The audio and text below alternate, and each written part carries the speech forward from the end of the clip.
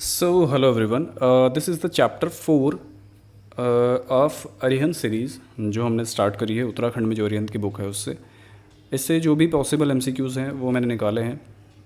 I hope ये questions आप attempt करेंगे, आप अपना स्कोर कार्ड देखेंगे। ठीक है, तो चलिए शुरू करते हैं। गढ़वाल के मध्यकालीन इतिहास में किस वंश का सबसे महत्वपूर्ण योगदान रहा है? तो ये पंवार वंश है। पंवार वंश के इतिहास के प्रमुख स्रोत क्या क्या हैं इनमें से? तो अभिलेख, साहित्य और वंशावलियाँ ही होंगी।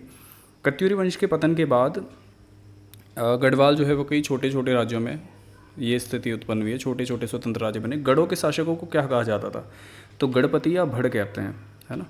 गढ़वाल में कितने प्रमुख गढ़ थे? तो 52 गढ़ थे, जिनको मिलाकर एक किया अजयपाल ने। पंवार राजाओं की प्रथम राजधानी कौन सी थी? तो चांदपुर गढ़ थी, ये बाद में शिफ्ट हुई है। देवलगढ़ में किस देवी का मंदिर अजयपाल ने बनवाया था? तो अजयपाल ने गौरजा देवी का मंदिर बनवाया था। अजयपाल ने 1512 में राजधानी कहाँ स्थानांतरित की? तो इसने देवलगढ़ लेके गया, चांदपुरगढ़ से देवलगढ़ लेके गया था ये। उप्पूगढ़ किस जाति से संबंधित था? तो उप्पूगढ़ जो है वो चौहान जाति से संबंधित था। नागपुरगढ़ कहाँ स्थित है? तो नागपुर आपका जौनपुर परगने में स्थित है। कोलीगढ़ किस जाति से संबंधित था? तो ये बंछवाण, बिष्ट इनसे संबंधित था। रवाणगढ़ का नाम किस कारण पड़ा है? तो ये रवाण जाति होंगी यहाँ पे, तो उसके कारण पड़ा है। फल्याणगढ़ मूलतः किस जाति का था? तो फल्याणगढ़ राजपूतों का था। फल्याणगढ़ ब्राह्मणों को किसने दान में दिया था? तो शमशेर सिंह ने जो है पहले राजपूत का था, फिर ये शमशेर सिंह ने ब्राह्मणों को दान में दिया। बांगरगढ़ किस जाति का था? बांगरगढ़ नागवंशी राणाओं का था। कुइलीगढ़ को किस अन्य नाम से भी जाना जाता है? तो कुइलीगढ़ को जौरासीगढ़ के नाम से भी जाना जाता है। ये सारे का सारा आपका जो मटेरियल है ये अरिहंत की बुक में अवेलेबल है। ठीक है, उसी से मैंने काफ़ी सारी चीज़ें ली हैं। भरपूरगढ़ का अंतिम गणपति कौन था? तो भरपूरगढ़ का अंतिम गणपति गोविंद सिंह सजवाण था। मुंगरागढ़ किस क्षेत्र में स्थित है?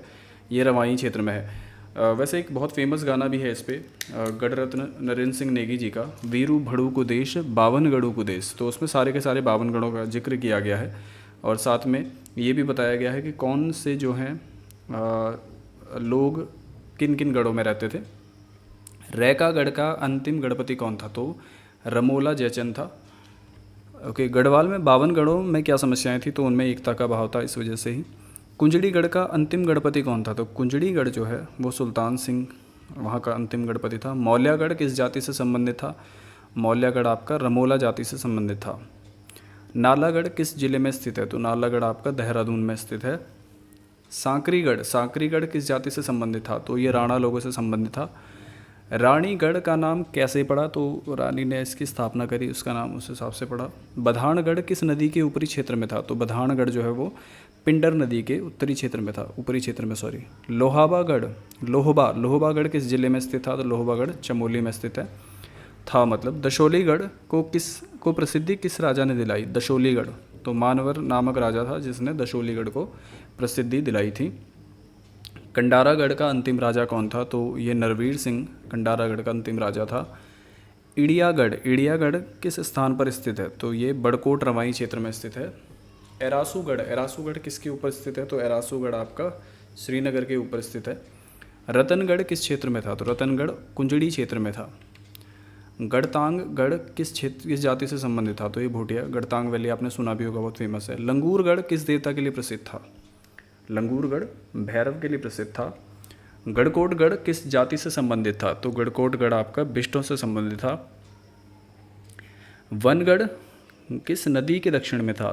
तो ये अलकनंदा नदी के दक्षिण में था। भरदारगढ़ कहाँ स्थित था? तो भरदारगढ़ आपका वनगढ़ के पास स्थित था। चौंदकोटगढ़ टोटल 52 गढ़ हैं, सबसे इसमें क्वेश्चन बनाए गए, इसलिए आपको हो सकता है थोड़ा सा ज़्यादा लगे। ये पौड़ी में स्थित था चौंदकोटगढ़। गुजड़ूगढ़ किस जाति से संबंधित था? गुजड़ू आपने एक आंदोलन भी हुआ है, वो सुना भी होगा आपने। गुर्जर प्रतिहार राजपूतों से संबंधित था ये। उल्खागढ़ को किस नाम से भी जाना जाता था? तो इसको काठोलीगढ़ कहा जाता था। तारागढ़ कहाँ स्थित था? तो तारागढ़ आपका राठ क्षेत्र पौड़ी में स्थित था। गौरजा देवी का मंदिर किसने बनवाया इनमें से? तो अजयपाल ने बनवाया, पीछे हमने देखा था अभी। सावरी ग्रंथ जिसमें अजयपाल को आदिनाथ कहा गया है का मुख्य विषय वस्तु क्या है? तो इसका मुख्य विषय वस्तु है तांत्रिक विद्या। सत्यनाथ की गुफा कहाँ स्थित है? तो सत्यनाथ की गुफा आपके देवलगढ़ के पास स्थित है। 42वें परमार शासक सहजपाल का शासन किस वर्ष शुरू हुआ था? तो ये 1548 में शुरू हुआ। कौन सा पवार शासक मुगल बादशाह अकबर का समकालीन था? तो सहजपाल। इसको आप ऐसे याद रख सकते हैं कि अकबर भी नेचर में बहुत शरीफ सा था, तो उसी तरीके से सहज का मतलब भी वही होता है जो सीधा सा होता है। किस शासक के समय मुगल बादशाह अकबर ने गंगा का उद्गम स्रोत खोजने के लिए एक दल भेजा था? ये क्वेश्चन आया भी है। सहजपाल के समय पे ये हुआ था। शाह की उपाधि को धारण करने वाले पहले पवार शासक कौन थे? तो बलभद्र शाह थे जिन्होंने पहली बार शाह की उपाधि धारण की थी। 1581 में बलभद्र शाह और किस चंद शासक के मध्य ग्वालदम का युद्ध हुआ? तो ये बहुत फेमस है, रुद्रचंद के साथ हुआ था, ठीक है, जिसमें इनके जो सेनापति थे वो मारे गए थे, जिनका नाम पुरुषोत्तम पंत था। मानशाह का शासनकाल किस अवधि में रहा? तो मानशाह 1591 से 1611 तक शासन इन्होंने किया। किस पवार शासक के लिए बलराम, दुलाराम और बहादुर जैसे नामों का उल्लेख मिलता है? तो इसका सही आंसर है बलभद्र शाह, ठीक है। किस पवार शासक ने तिब्बत के दापा प्रांत पर विजय प्राप्त की थी? तो मानशाह जो है इन्होंने तिब्बत के दापा पर और इन्होंने ही लक्ष्मी चंद ने मानशाह के शासनकाल में 7 बार गढ़वाल पर आक्रमण किया था। फिर इसके बाद है श्याम शाह को परमार वंश का पहला शासक क्यों कहा जाता है? ठीक है, क्योंकि इसका चित्र उपलब्ध है। ये थोड़ा सा क्वेश्चन वैसे बन गया है। महीपति शाह गढ़वाल का शासक क्यों बना? क्योंकि उसकी श्याम शाह की कोई संतान नहीं थी, तो इसके कारण महीपति शाह गढ़वाल का शासक बना। जब वो बना, महीपति शाह के शासनकाल में किस पद्धति की शुरुआत हुई? तो ये रोटी सूची प्रथा थी। रोटी सूची प्रथा। महीपति शाह की पत्नी कौन थी इनमें से? तो कर्णावती, रानी कर्णावती, जिन्होंने उनकी नाक कटवा दी थी। मुगल जो सैनिक थे उनकी नाक कटवा दी थी, जिनके कारण इनको नाककटी रानी भी कहा जाता है। 1548 का शिलालेख किस मंदिर के द्वार से सहजपाल का मिला है? ठीक है, मतलब कौन सा मंदिर है जहाँ पे सहजपाल का जो है शिलालेख मिला है? तो वो क्षेत्रपाल मंदिर है देवप्रयाग में, वहाँ से मिला है। 1561 की रघुनाथ मंदिर की घंटी किसने चढ़ाई है? ठीक है, तो रघुनाथ मंदिर में सहजपाल ने जो है वो ये घंटी चढ़ाई थी। किस पवार शासक को वीर गुणज्ञ सहज प्रजाया कहा गया है? तो ये सहजपाल को ही कहा गया है। ठीक है, सहज का मतलब ही नेचर से काफ़ी क्या है, जो जिसके अंदर बहुत ज़्यादा वो होता है, क्या बोलते हैं, टेम्परामेंट होता है। बलभद्र शाह के समय किस प्रथा की शुरुआत हुई? तो रोटी सूची प्रथा भी नहीं, सॉरी, वो तो अभी हमने पीछे पढ़ा है। ठीक है, बलभद्र शाह के समय राजदूत भेजने की प्रथा हुई थी। ठीक है, मान शाह के शासनकाल में कितनी बार लक्ष्मीचंद ने गढ़वाल पर आक्रमण किया? तो 7 बार इन्होंने कुल गढ़वाल पर आक्रमण किया था। मान शाह के सेनापति नंदी का उल्लेख को कहाँ उल्लेख किया गया है या कहाँ इसका नाम है? जो सेनापति नंदी है इसका नाम, तो इसका बद्रीदत्त पांडे के अनुसार इसमें बताया गया है कि भाई ये सेनापति थे। कवि भरत को जहांगीर ने कौन सी उपाधि दी? तो ज्योतिक राय की उपाधि दी थी कवि भरत को। श्याम शाह के समय किस ईसाई पादरी ने गढ़वाल की यात्रा की? तो अंतोनिया दे अंद्रादे। और क्वेश्चन ये भी बन सकता है कि अंतोनिया दे अंद्रादे ने किस पवार शासक के समय गढ़वाल की यात्रा की? तो उसका सही आंसर हो जाएगा श्याम शाह। श्याम शाह के शासनकाल में किस मंदिर की भूमि शिवनाथ जोगी को दान दी गई? तो सिलसारी गांव है जहाँ की भूमि शिवनाथ जोगी को इसने दान में दी। महीपति शाह को चित्रकार मौलाराम ने किस उपाधि से संबोधित किया? तो महाप्रचंड भुजदंड। ठीक है, राजा सहजपाल का शासन किस वर्ष से प्रारंभ हुआ? तो 1548 से राजा सहजपाल बने। गढ़वाल में राजदूत भेजने की प्रथा किस शासक के समय प्रारंभ हुई? तो बलभद्र शाह के समय। मान शाह द्वारा श्रीनगर के अंतर्गत किस नगर की स्थापना की गई? तो मानपुर की स्थापना की गई इसने श्रीनगर में। श्याम शाह ने किस स्थान पर श्याम शाही बाग का निर्माण करवाया? तो श्रीनगर में इसने श्याम शाही बाग का निर्माण करवाया।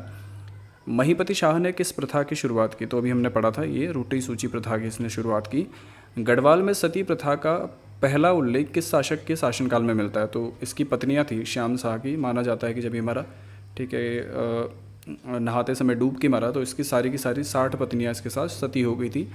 प्रसिद्ध चित्रकार मौलाराम ने महीपति शाह को किस उपाधि से सम्मानित किया? तो अभी हमने पढ़ा महाप्रचंड भुजदंड। कुछ क्वेश्चन इसमें 2 बार इसलिए बने हैं क्योंकि इनकी जो पॉसिबल फॉर्म्स हैं वो मैंने सारी की सारी कवर की है कि भाई अगर क्वेश्चन इस तरीके से आए तो आपसे छूटे ना। महीपति शाह की पत्नी और पृथ्वीपति शाह की संरक्षिका कौन थी? तो अभी हमने पढ़ा था रानी कर्णावती, जिनको नागकटी रानी भी कहा जाता है। रानी कर्णावती ने दून में किस गांव की स्थापना की? तो उन्होंने करनपुर की स्थापना करी थी। देहरादून की राजपुर नहर का निर्माण किसने करवाया? तो इसका निर्माण भी रानी कर्णावती ने ही करवाया था। नाथपंथी संप्रदाय का अनुयायी गढ़वाल का कौन सा शासक था? तो फतेह शाह जो है वो नाथपंथी संप्रदाय का शासक था। प्रदीप शाह ने नवादा से हटाकर किस स्थान को राजधानी बनाया? ठीक है, दून की राजधानी, तो उसने धामूवाला को राजधानी बनाया था। डॉक्टर भक्त दर्शन ने किस वर्ष परमार वंश की स्थापना तिथि मानी है? तो डॉक्टर भक्त दर्शन के अनुसार 888 ईस्वी में जो पवार वंश है उसकी स्थापना हुई थी। कनकपाल कौन था? तो कनकपाल आपका गढ़वाल नहीं, परमार वंश का संस्थापक था कनकपाल। राहुल सांकृत्यायन किसे परमार वंश का आदि पुरुष मानते हैं? तो अजयपाल को मानते हैं ये। परमार वंश का प्राचीनतम अभिलेख किस राजा से संबंधित है? तो ये जगतपाल से संबंधित है।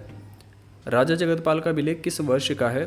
तो ये 1455 ईस्वी का है।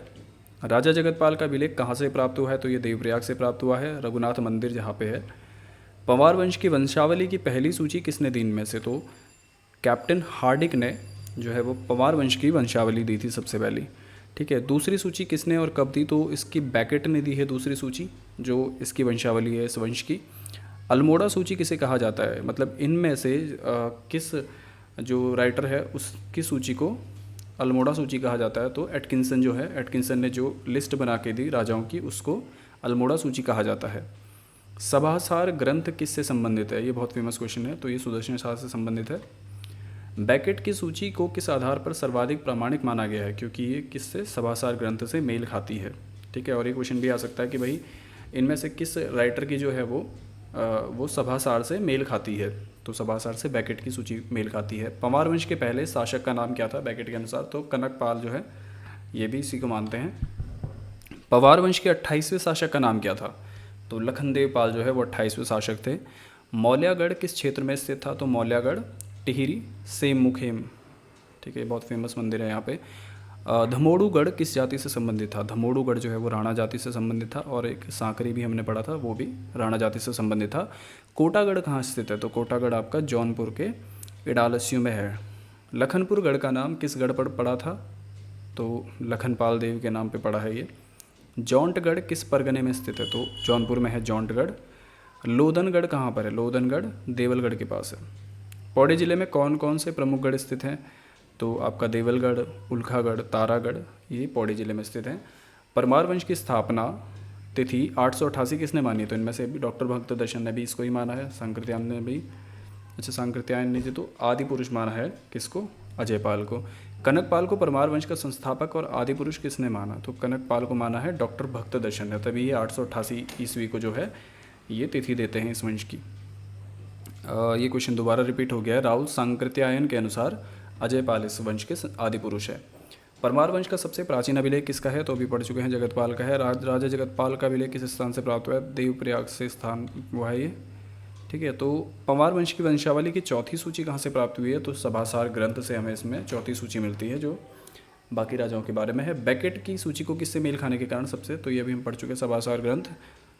मौल्यागढ़ किसके पुत्रों का गढ़ था? तो ये गंगू रमोला का जो है उसके पुत्र, ये हम पढ़ चुके हैं। निम्न में से कौन सा गढ़ टिहरी जिले में स्थित है? ठीक है, तो ऑप्शन है आपके पास धमोड़ूगढ़, गुजड़ूगढ़। तो धमोड़ूगढ़ जो है वो टिहरी में स्थित है, अभी हमने पढ़ा था सेम नामों में। कनकपाल कहाँ से चांदपुर तीर्थयाटन के लिए आए थे? जैसे कि श्री हरिकृष्ण रतूड़ी और एटकिंसन ने बताया, तो वो धार नगरी गुजरात से आए थे। ठीक है, तो एक तरीके से जो पंवार वंश के संस्थापक हैं वो कहाँ से हैं? धार नगरी गुजरात से। कनकपाल के समय गढ़वाल क्षेत्र में कितने गढ़ या ठकुरियों का शासन था? तो 52 इसमें कुल थे, जिन 52 को हरा के अजयपाल ने एकजुट स्थापित किया इसको, है ना। चांदपुर गढ़ के गढ़पति कौन थे जिनकी पुत्री से कनकपाल का विवाह हुआ था? तो वो भानु प्रताप थे।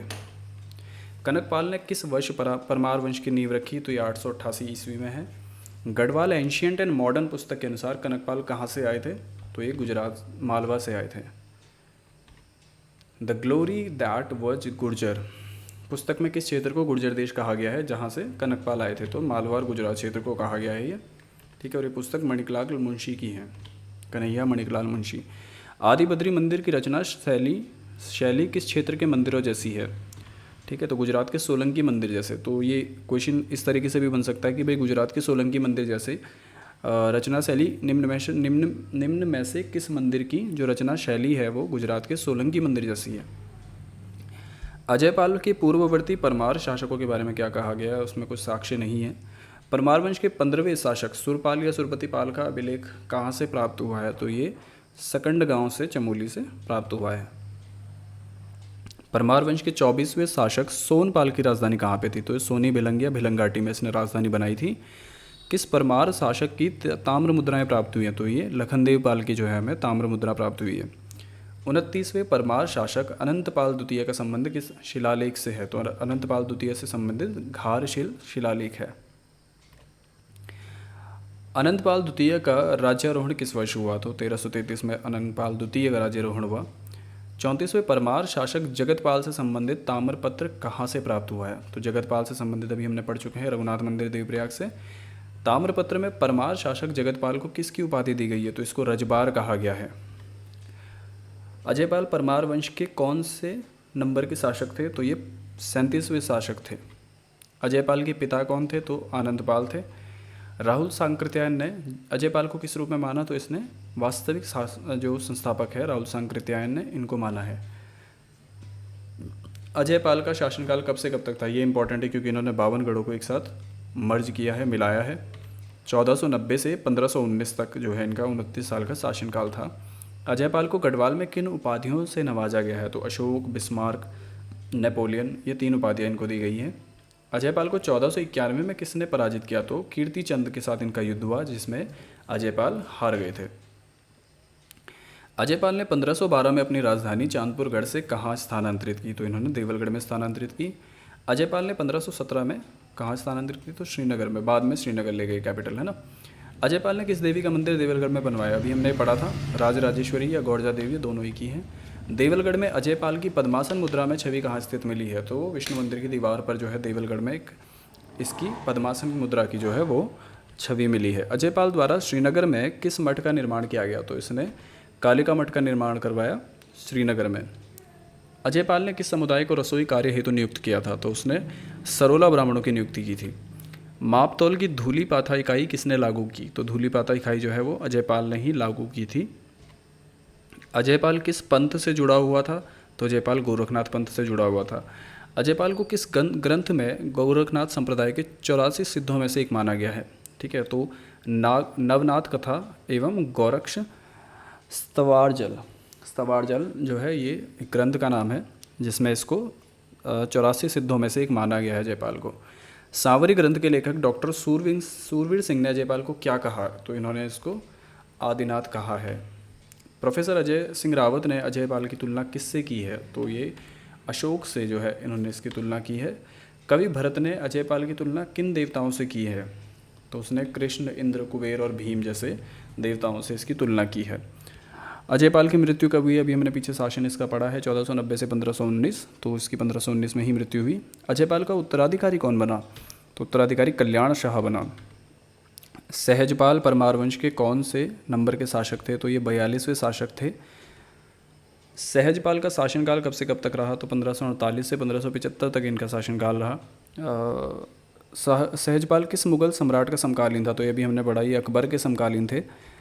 सहजपाल का 1548 का शिलालेख कहाँ से प्राप्त हुआ, तो ये देवप्रयाग से मिला है, रघुनाथ मंदिर से। इसका आंसर भी यही हो जाएगा। सहजपाल को उसके अभिलेखों में किस, ये भी हमने पढ़ा है, ये रिपीट इसलिए हो रहे हैं क्योंकि ये शुरू में जो इन्फॉर्मेशन दी गई है वो इस तरीके से दी गई है, फिर पर्टिकुलर राजा के हिसाब से दी गई है।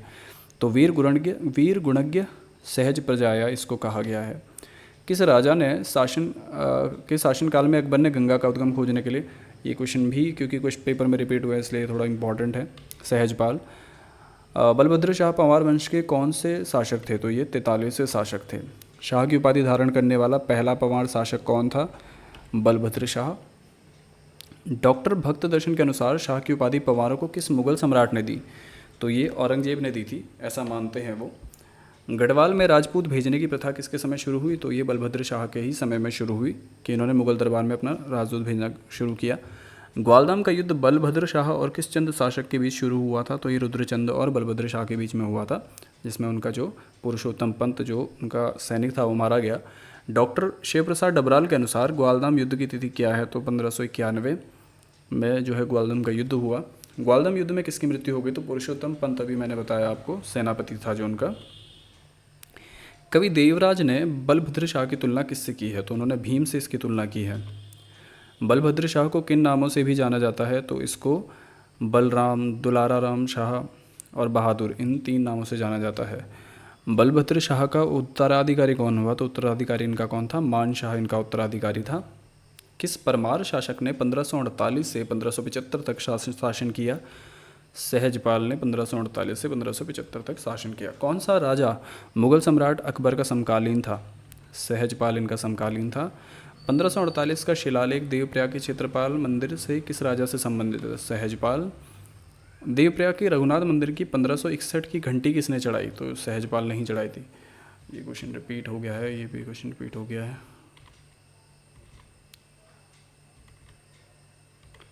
इसमें से काफ़ी सारे क्वेश्चन जो हैं वो रिपीट हो गए हैं। ओके, किस राजा के शासनकाल में लक्ष्मीचंद ने 7 बार गढ़वाल पर आक्रमण किया? तो मान शाह के समय इसने लक्ष्मीचंद ने आक्रमण किया। नंदी किस गढ़वाली राजा का वीर सेनापति था? तो वो मान शाह का सेनापति था नंदी। श्रीनगर के अंतर्गत किस नगर की स्थापना जो है मान शाह ने की? तो मानपुर की स्थापना की। दापा प्रांत पर विजय प्राप्त करने वाला पहला राजा कौन था? तो मान शाह था। दापा प्रांत का राजा किसे 1.25 सेर सोना और 4 सिंह मेढ़ा कर के रूप में देता था? तो ये मान शाह को, जब मान शाह ने इसे हराया तो इसने कर स्वरूप जो है वो उसको 1.25 सेर सोना और 4 सिंह वाला मेढ़ा देना स्वीकार किया। मानोदय काव्य का रचयिता किस राजा के दरबार में रहता था? तो मानोदय काव्य सबसे पहले है किसकी? मान शाह के शासनकाल में कवि भरत ने लिखी है ये।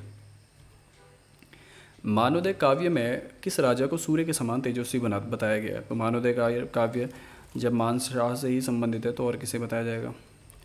फोस्टर की पुस्तक यानी the early travellers in India में किसका वर्णन है? तो मान शाह के बारे में बताया गया है इसमें कि वो जो है सोने की थाली में खाता है, इतना अमीर राजा है। देवलगढ़ के गौरजा मंदिर में स्वर्ण कलश किसने चढ़ाया था? तो मान शाह ने ही देवलगढ़ के गौरजा मंदिर में जो है वो स्वर्ण कलश चढ़ाया था। जीतू बगड़वाल को भोट क्षेत्र का फौजदार किसने नियुक्त किया? तो मान शाह ने जीतू बगड़वाल को अपने भोट क्षेत्र का जो है वो फौजदार नियुक्त किया था। गढ़वाल की राजधानी श्रीनगर तथा राज्य गंगा यमुना के मध्य बताया गया है। यह विवरण किसका है? तो मान शाह के संदर्भ में बताया गया है ये। किस राजा के समकालीन मुगल शासक अकबर और जहांगीर थे? यानी दोनों के दोनों इसके समकालीन थे, मान शाह के। किस राजा के शासनकाल में कवि भरत को जहांगीर द्वारा ज्योतिक राय की उपाधि दी गई? ये बहुत इंपॉर्टेंट क्वेश्चन है कि जहांगीर ने इसको दी थी, ये पूछा गया क्वेश्चन है ये। तो मान शाह के समय में कवि भरत थे जिनको ज्योतिक राय की उपाधि जहांगीर ने दी थी। ज्यों से ज्योतिक राय, ज्यों से जहांगीर। किस परमार शासक का शासनकाल 1611 से 1630 तक रहा है? श्याम शाह, मतलब इसके अगले जो रूलर हैं वो श्याम शाह है। किस गढ़वाली राजा को विलासी राजा कहा जाता है? तो विलासी राजा जो है वो श्याम शाह थे। जहांगीर नामा के अनुसार किस राजा को मुगल दरबार से घोड़े और हाथी उपहार में मिले? तो श्याम शाह के बारे में जो है वो जहांगीर नामा में बताया गया है। किस गढ़वाली राजा की मुगल शासक जहांगीर से भेंट का उल्लेख मिलता है? तो श्याम शाह वो राजा है जो जहांगीर से मिले थे। वास्तु शिरोमणि ग्रंथ के रचयिता कवि शंकर देव किस गढ़वाली राजा के राजगुरु थे? तो ये श्याम शाह के राजगुरु थे। श्रीनगर स्थित श्याम शाही बाग का निर्माण किस राजा ने करवाया? तो श्याम शाह ने करवाया। किस गढ़वाली राजा के शासनकाल में जेसुएट पादरी अंतोनिया दे अंद्रादे श्रीनगर आए? श्याम शाह के समय में ये श्रीनगर आए। परमार वंश का वह पहला शासक जिसका चित्र प्राप्त हुआ है वो कौन है? तो वो श्याम शाह ही है। किस राजा ने तिब्बत के दापा प्रांत पर विजय प्राप्त की और कर स्वरूप चंवर गाय जो है वो मिलना शुरू हुआ उसको, ठीक है, और स्वर्ण प्राप्त किया? तो श्याम शाह जो है उसने तिब्बत के दापा प्रांत पर विजय प्राप्त की। दूसरा राजा है जिसने तिब्बत के दापा प्रांत पर विजय प्राप्त की। 1615 के ताम्रपत्र के अनुसार किस राजा ने सिलसारी गांव की भूमि शिवनाथ जोगी को दी? तो श्याम शाह ने इनको 1615 में जो है ये भूमि दान में दी। गढ़वाल के किस शासक को सबसे अधिक उम्र में राजा बनने वाला शासक माना जाता है? तो ये महीपति शाह है। महीपति शाह जो है वो सबसे अधिक उम्र में राजा बने थे। श्याम शाह की क्योंकि कोई संतान न थी उसके कारण ही महीपति शाह जो है वो बने थे राजा। किस गढ़वाली राजा को गढ़वाल का गर्वभंजन कहा गया है? तो गर्वभंजन महीपति शाह को कहा गया है क्योंकि उन्होंने शत्रुओं को पराजित किया, ठीक है, मतलब गर्व जो आपका प्राउड तोड़ने वाला किसी का ना। महीपति शाह के पिता का नाम क्या था? तो महीपति शाह के पिता थे राम शाह या दुलाराम। ओके, शाहजहाँ के राज्याभिषेक में न जाने के कारण किसे अक्खड़ राजा कहा गया? तो इसको महीपति शाह को ही अक्खड़ राजा कहा गया है, क्योंकि ये जब शाहजहाँ का जो राज्याभिषेक हो रहा था तो उसने सारे देश से लगभग राजाओं को बुलाया था, पर ये नहीं गए। ओके, किस राजा के काल में रिखोला लोदी ने 1632 में तिब्बत के दापा दुर्ग पर आक्रमण किया? तो महीपति शाह के समय में रिखोला लोदी इनके सैनिक थे जिन्होंने दापा प्रांत पर आक्रमण किया। गढ़वाल में मक्किस नामक ईसाई प्रचारक किस राजा के समय में आया? तो महीपति शाह के समय में ही मक्किस नामक जो है वो ईसाई धर्म प्रचार के लिए आया। किस गढ़वाली राजा ने अज्ञानवश नागा साधुओं की हत्या करवा दी थी? तो ये महीपति शाह ही थे जिन्होंने अज्ञानतावश जो नागा साधु थे उनकी हत्या करवा दी थी। फिर इनके बाद प्रायश्चित करने के लिए जो इनके बाद में इनके पुत्र पौत्र जो भी हुए उन्होंने नौले और ये सारी चीज़ें बनवाई। नागा साधुओं की हत्या के प्रायश्चित हेतु महीपति शाह ने कहाँ तपस्या की? तो इसने भरत मंदिर ऋषिकेश में तपस्या की। किस राजा ने सती प्रथा के व्यापक प्रमाण छोड़े हैं जिसकी मृत्यु पर 60 रानियाँ सती हुई थी? तो महीपति शाह ही हैं वो जिनकी मृत्यु पर 60 रानियाँ जो हैं वो सती हो गई थी। रोटी सूची प्रथा किस गढ़वाली राजा द्वारा शुरू की गई? तो महीपति शाह के समय पे ही रोटी सूची प्रथा, यानी रोटी पहले क्या होता था कि अगर रोटी बनानी होती थी तो लोगों को धोती पहननी पड़ती थी। अब जब तिब्बत पर आक्रमण हुआ तो तिब्बत पर आक्रमण के समय, क्योंकि तिब्बत काफ़ी ठंडा था तो लोग धोती पहन के नहीं रोटी बना सकते थे, है ना। तो उन्होंने ये रोटी सूची प्रथा का अर्थ है कि रोटी शुद्ध ही है चाहे वो कैसे भी बनाई जाए। श्रीनगर में केशोराय मठ की स्थापना किसने की? तो केशोराय मठ की स्थापना महीपति शाह ने की। केशोराय मठ के द्वार पर किस शासक का नाम उत्कीर्ण है? तो महीपति शाह का ही नाम इस जो केशोराय मठ है वहाँ पर उत्कीर्ण है। माधो सिंह भंडारी किस गढ़वाली राजा के सेनापति थे? तो महीपति शाह के जो है वो सेनापति थे। प्रसिद्ध चित्रकार मौला राम ने किस राजा को महाप्रचंड भुजदंड की संज्ञा दी है? तो महीपति शाह को जो है इन्होंने महाप्रचंड भुजदंड की संज्ञा दी है। महीपति शाह की पत्नी का नाम क्या था? तो इनकी पत्नी का नाम था महारानी कर्णावती। किस गढ़वाली वीर को अपने पुत्र की बलि देने के कारण गर्वभंजक कहा गया है? ठीक है, वो गर्वभंजन है, ये गर्वभंजक है।